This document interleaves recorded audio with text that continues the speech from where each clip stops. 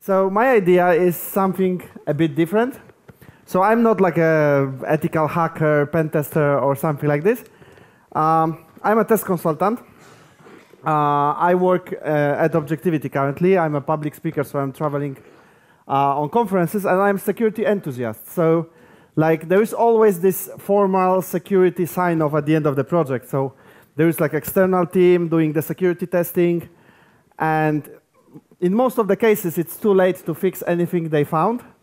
So in most companies and on conferences, I try to give a presentation to enable people to try security testing inside the feature teams, like to move the security testing as a part of the delivery, to start with as easy as possible tools, and not to have like a high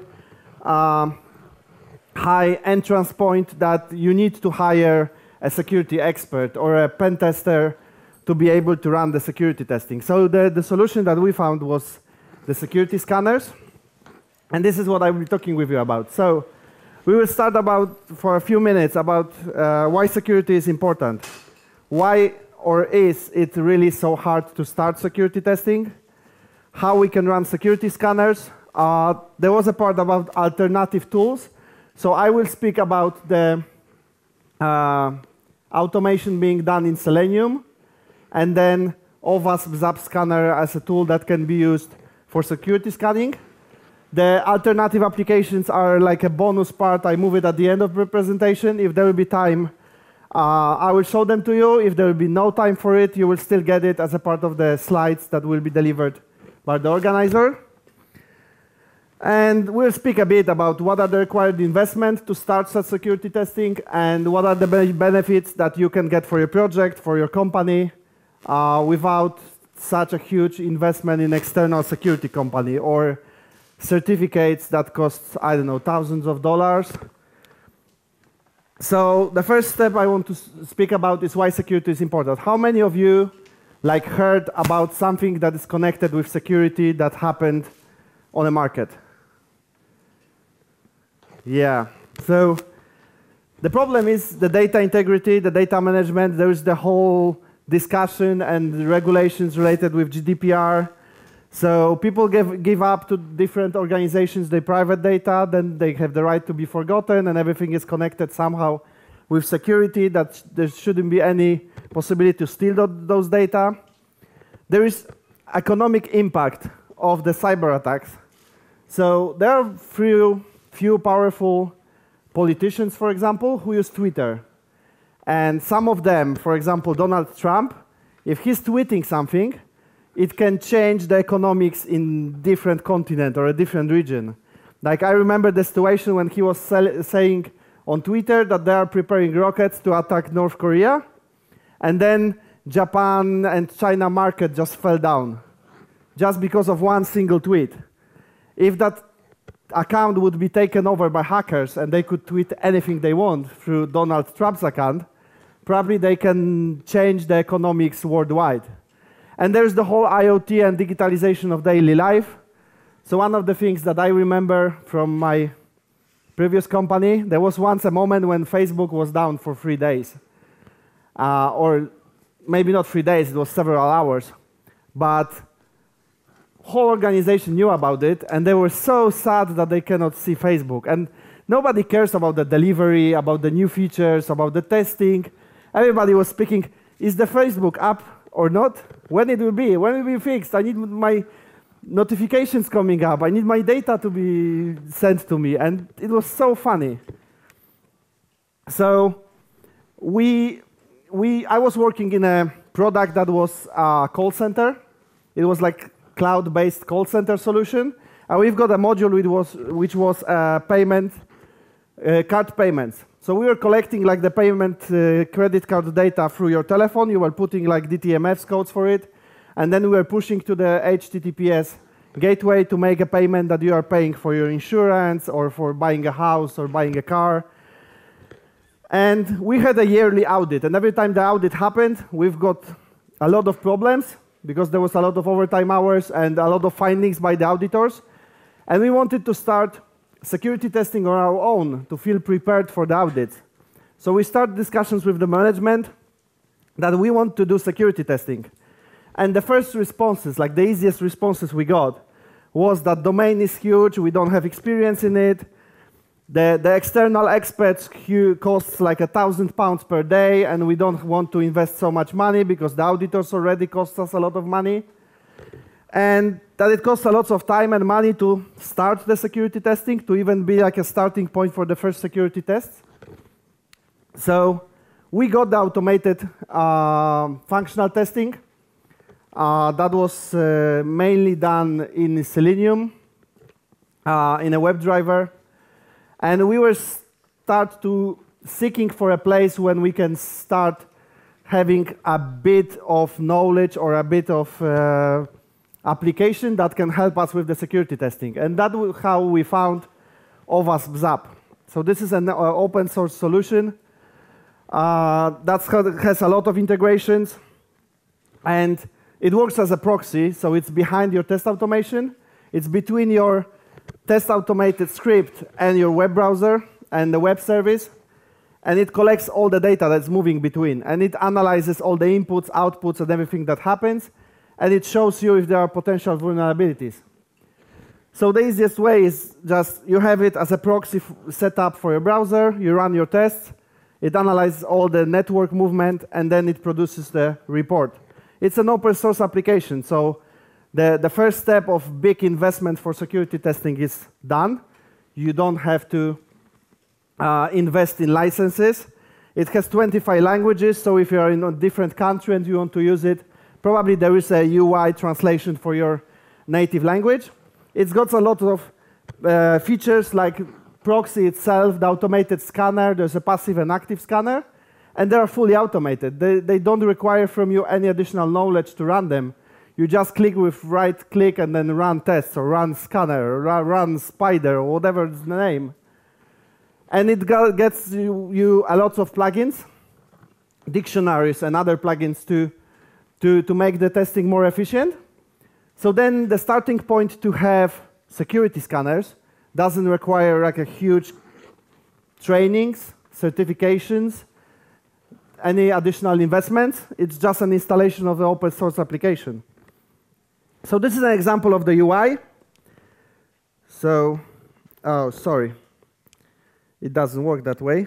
I was hoping that I can show you the details with a laser, but laser works on my laptop, it doesn't work on this TV screen.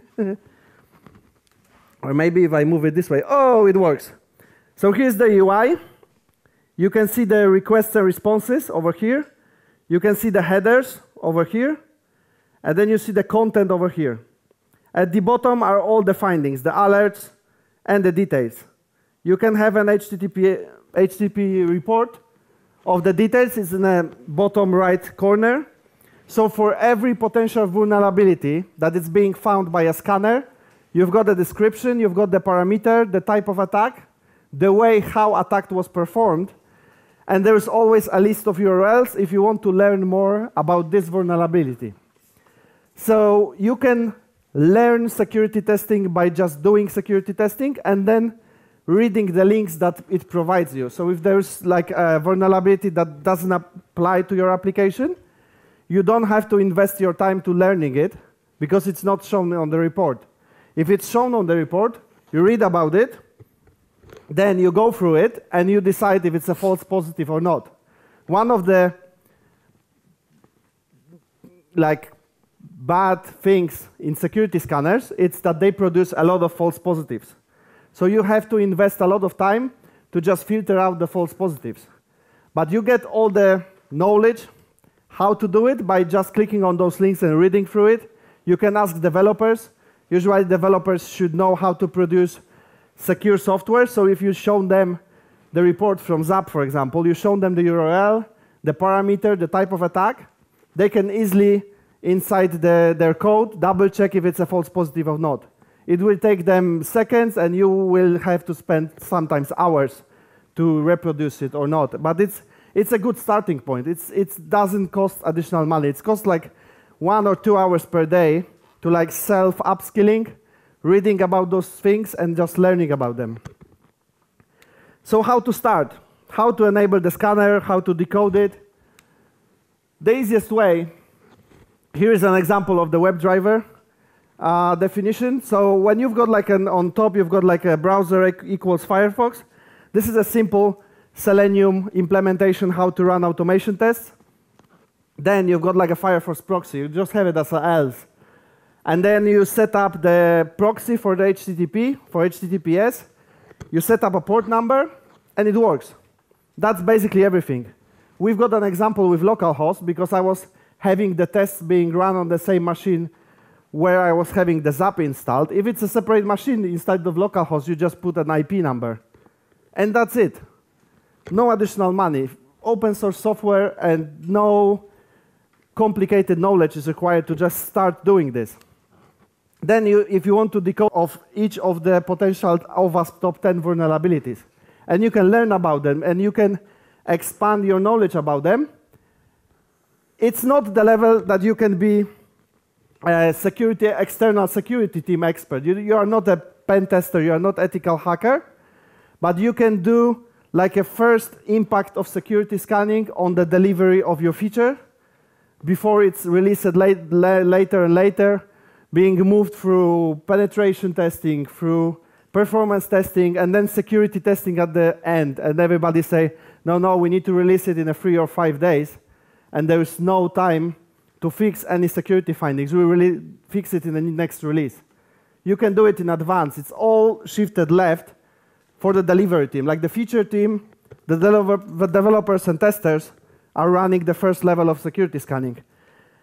And the biggest benefit, you can add it to your CI/CD environment. Like if the security tests are being run through any build CI application, Jenkins, Hudson, TeamCity, whatever you are using, and then you run your automated tests, you can have like a clone of the job. One job will be running like the standard Firefox Selenium tests or SourceLab with different browsers. And then you can have a clone which you are running once a week that is opening the scanner, and it's using Firefox through that scanner. And you have like the HTML reports from ZAP, like as a part of the Jenkins pipeline or of Jenkins job. The ZAP has, for example, a command line interface. So you can trigger different commands straight from the Jenkins application as a part of the job. So you can ask the ZAP to run the scan, you can ask them to export the HTTP report, and then send it over to your email at the end. And this happens all automatically. It's all being done in your CI, and it doesn't require anybody to be involved in it, and then you just review the report. And that's basically it. I hope that I encourage you to try it, and maybe you will move the security testing a little bit earlier in your projects. Thank you very much.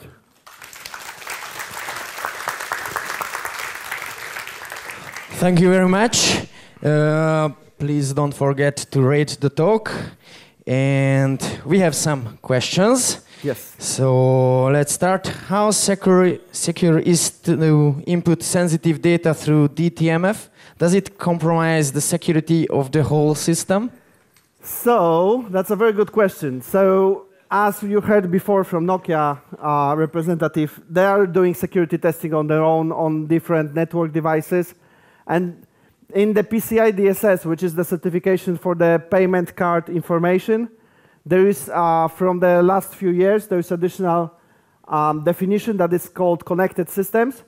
So it defines that every system that is PCI DSS compliant has to make connections with other systems that also needs to be PCI DSS compliant.